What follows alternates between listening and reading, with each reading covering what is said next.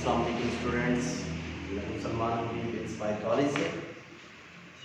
आज हम जिस टॉपिक को स्टार्ट करेंगे वो ऑलरेडी हम उस पर 2 वीडियोस बना चुके हैं, एक्टिव एंड पैसिव वॉइस, जिसे पेपर में चेंज द वॉइस के नाम से पूछा जाता है। आज हम उसके लास्ट 2 जो मेथड्स हैं उनको डिस्कस करेंगे और इंशाल्लाह आज हमारा ये टॉपिक बिल्कुल क्लियर हो जाएगा, कोई कन्फ्यूजन नहीं रहेगी। चलिए शुरू करते हैं। आज हमने इसके लास्ट 2 मेथड्स पढ़ने हैं। सबसे पहले method number 5, imperative sentence. Imperative sentence में जो मेन चीज है वो है आइडेंटिफिकेशन, बिकॉज ये बहुत ही आसान टॉपिक है।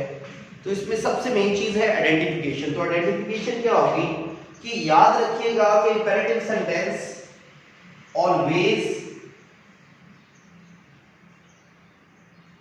Starts with the first form of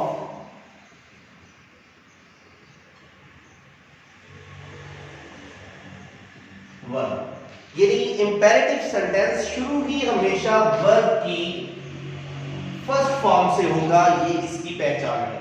यानी जुमला जो आपको आएगा एक्टिव वॉइस के अंदर, उसका स्ट्रक्चर इस तरह से होगा एक्टिव वॉइस में कि आपको वर्ब की फर्स्ट फॉर्म और प्लस ऑब्जेक्ट ही पूछा होगा। ये 2 ही चीजें इसमें पूछी जाती हैं, तो वर्ब की फर्स्ट फॉर्म और प्लस इसका यानी ऑब्जेक्ट। जब आप इसे पैसिव वॉइस में चेंज करते हैं तो सबसे पहले इस मेथड के अंदर आपने लेट का इजाफा कर देना।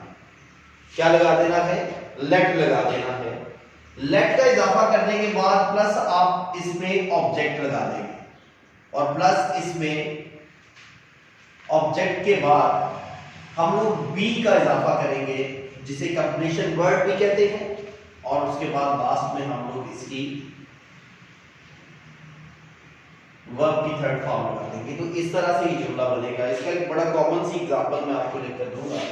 एक्टिव वॉइस में आ जाता है जिस तरह वो कहता है open the door. Open the door, open verb की फर्स्ट फॉर्म है और द डोर ऑब्जेक्ट, यानी जो चीज खोली जाए। उसके बाद हम लोग इसे जब पैसिव वॉइस में चेंज करेंगे तो हम सबसे पहले क्या करेंगे? लेट का इजाफा करेंगे, प्लस द डोर लगा देंगे। लेट का इजाफा करके द डोर लगाएंगे। Let the door be open. इस तरह से हमारा ये जुमला बन जाएगा। यानी सबसे पहले हमने ऐड किया लेट को, उसके बाद ऑब्जेक्ट, उसके बाद कंप्लीशन वर्ड और उसके बाद वर्ब की थर्ड फॉर्म। तो इस तरह से ये बड़ा इजी और सिंपल वे में आप इसे कर सकते हैं। इसी तरह हम इसकी एक और एग्जांपल लेंगे, जिस तरह एक्टिव वॉइस में आपको आ जाए डू इट। अब डू, डिड और डन की फर्स्ट फॉर्म होती है, तो हमने देखा यहां पर उसने क्या किया, वर्ब की फर्स्ट फॉर्म और इट इसका ऑब्जेक्ट दे दिया। जब हम इसे पैसिव में चेंज करेंगे तो हम लोग क्या करेंगे? सबसे पहले हमेशा हमने क्या करना है? जी हाँ, हम लोग लेट का इजाफा कर देंगे।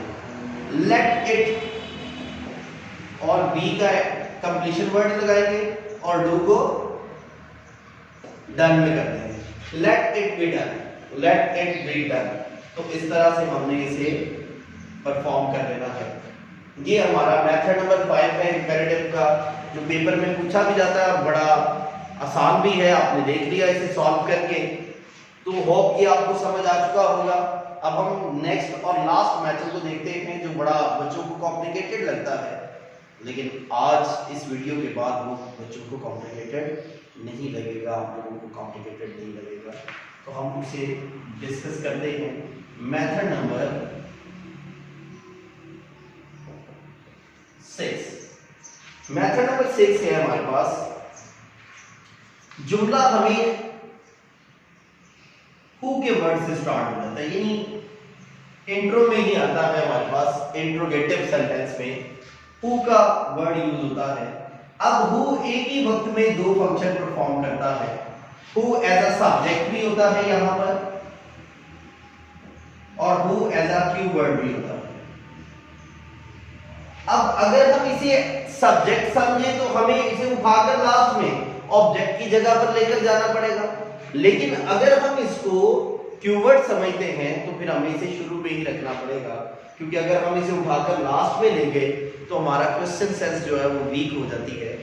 तो इसीलिए फिर एक्सपर्ट ने क्या किया, एक्सपर्ट ने कहा कि इसे आप इसकी जगह पर ही रहने दें, लेकिन इसे इस तरह से चेंज कर दें। ये आपको बाय whom के तौर पर चेंज करना होता है, बाय whom। जिस तरह से आपको एक्टिव वॉइस जुमला आता है, एक्टिव वॉइस जुमले के अंदर वो आपसे पूछता है हु इज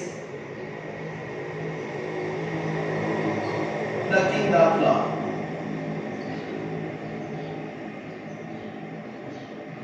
क्वेश्चन सेंस।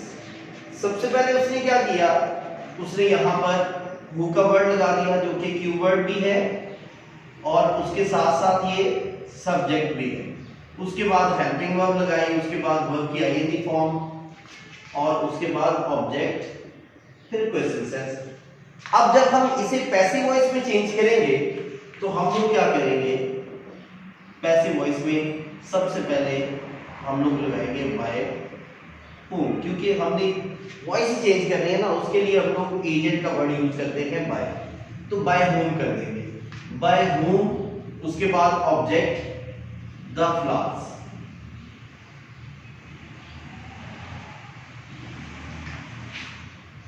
ज्यादा है तो आर, फिर बीइंग का इजाफा क्योंकि कॉन्टिन्यूअस सेंस है, बीइंग प्लस और क्वेश्चन सेंस। तो हमने क्या किया, बाय whom को स्टार्ट में ले आए, उसके बाद ऑब्जेक्ट, उसके बाद हेल्पिंग वर्ब, उसके बाद कंप्लीशन वर्ड, उसके बाद वर्ब की थर्ड फॉर्म और प्लस क्वेश्चन सेंस। तो इस तरह से हम लोग बाय whom वाला जुमला बनाएंगे। यानी बाय whom यानी who वाला जुमला किसी भी सेंस में आ सकता है। जो हम प्रीवियस टॉपिक्स इसके पढ़ कर आए हैं, मेथड्स पढ़ कर आए हैं, उनमें से कोई भी आ सकता है, लेकिन हमें क्या करना है, हमें बाय whom में चेंज करना है और बाकी इसकी जो स्ट्रक्चरिंग होगी वो इस तरह से होगी। होप आपको ये बहुत अच्छे से समझ आ चुका होगा। तो इसके बाद इंशाल्लाह हम लोग डायरेक्ट एंड डायरेक्ट के टॉपिक को कवर करेंगे। आज हमारा एक्टिव एंड पैसिव जो पेपर में चेंज द वॉइस के नाम से पूछा जाता है ये कंप्लीट हो चुका है। Thank you so much. खत्म करने से पहले मैं आपसे एक रिक्वेस्ट है कि आप हमारे चैनल को, इंस्पायर चैनल को सब्सक्राइब करें, बेल आइकन को प्रेस करें और ऑल पर क्लिक करें ताकि हमारी तमाम वीडियोस आपको मिलती रहें। Thank you so much.